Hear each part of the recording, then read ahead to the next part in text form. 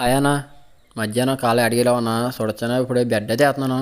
అంటే బెడ్ ఎందుకు వేస్తారంటే చేపలు వస్తున్నాయి బెడ్ అయితే చేపలు చాలా మంది బెడ్ అయితే బెదిరిపోతూ ఉంటారన్న.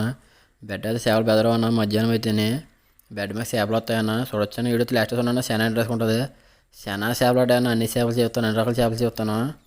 తమ్ముడు ఎప్పుడు వేసినా కన్నింగలు వేస్తా ఉన్నారన్న. అందుకే మధ్యాహ్నం అడిగి వచ్చానన్న. కన్నింగలు కాకుండా మామూలుగా గొర్రెలు ఈత వచ్చాను చూడన్న. వాళ్ళైతే వేసాను.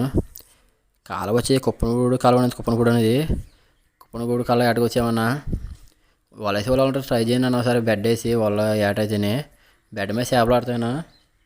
బెడ్ వేసి అయితే మధ్యాహ్నం ట్రై చేయను అన్న. పొద్దున పూట అయితే బెడ్ మీద పడవ చేపలు అయితేనే చూస్తాను. వాళ్ళైతే వరకు వచ్చేసింది. ఇప్పుడు అసలు ఏం చేపలు చూద్దాం. ఏం చేపలు ఆడాను చూస్తాను. వాళ్ళ వరకు వచ్చేసింది. చేపలు ఇయ్యే కదన్నా. మొత్తం చేపలు అంటే చెప్తానన్నా. ఉన్నప్పుడు అయితే రెండు నాటుకూరలు అడ్డా. నాటుకూరలు వాళ్ళ కాబట్టి మీకు రెండు అయితేనే ఇప్పుడు తప్పకుండా లేటర్స్ ఉన్నానా.